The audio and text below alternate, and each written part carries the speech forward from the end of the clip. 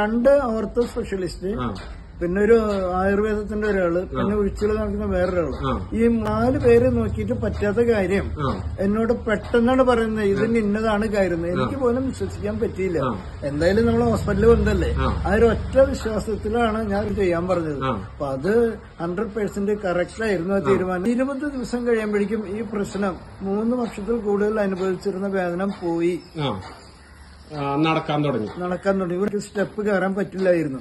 ഇപ്പൊ അതൊന്നുമില്ല. ഇപ്പൊ ഞാൻ വളരെ നോർമലായി. എന്റെ കുറെ സ്വപ്നങ്ങള് ഞാൻ ഉപേക്ഷിച്ചതാണ്. ഞാൻ ഒരിക്കലും ജീവിതത്തിൽ പറ്റില്ല എന്നുള്ള തോന്നലായിരുന്നു.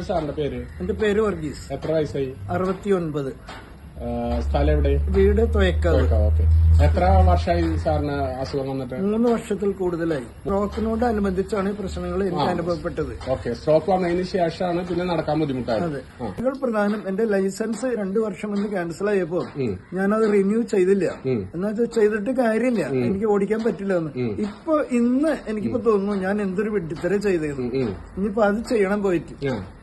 ഇപ്പൊ നമുക്ക് എന്തൊക്കെ ചെയ്യാൻ പറ്റില്ല എന്ന് തോന്നി അതെല്ലാം ചെയ്യാൻ പറ്റും എന്നുള്ളൊരു ഇപ്പൊ എനിക്ക് അസുഖം വന്നതായിട്ടുള്ള ഓർമ്മ പോലും ഇല്ല. ഞാൻ ചിന്തിക്കുന്നില്ല.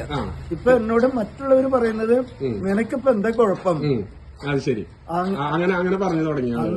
എന്റെ വീട്ടിലും എന്റെ ഫ്രണ്ട്സും പറഞ്ഞു തുടങ്ങി.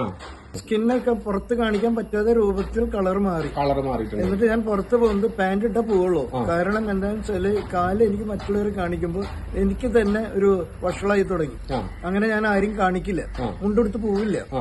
ഇവിടെ വന്നതിന് ശേഷമാണ് അത് മുഴുവൻ മാറിയത്. ഇവിടെ വരുമ്പോൾ നമുക്ക് തോന്നില്ല നമ്മളൊരു ഹോസ്പിറ്റലിലാണ് വരുന്നത്. നമുക്ക് ഇവിടെ വരാനൊരു സന്തോഷമുള്ള കാര്യമാണ്. ഇവിടുത്തെ സ്റ്റാഫും അതെ, ഡോക്ടേഴ്സും അതെ, നമുക്ക് എന്തിനും എപ്പോഴും കൂടെ ഉണ്ട്. അത് തന്നെ ഒരു വലിയ ബൂസ്റ്റാണ് മാനസികമായിട്ട്. അത് ശരി. ഒരു ഹോസ്പിറ്റൽ ഫീലിംഗ് ഇല്ല. ഡിവോട്ടഡ് ആയ സ്റ്റാഫുകളാണ് ഇവിടെ ഉള്ളത്.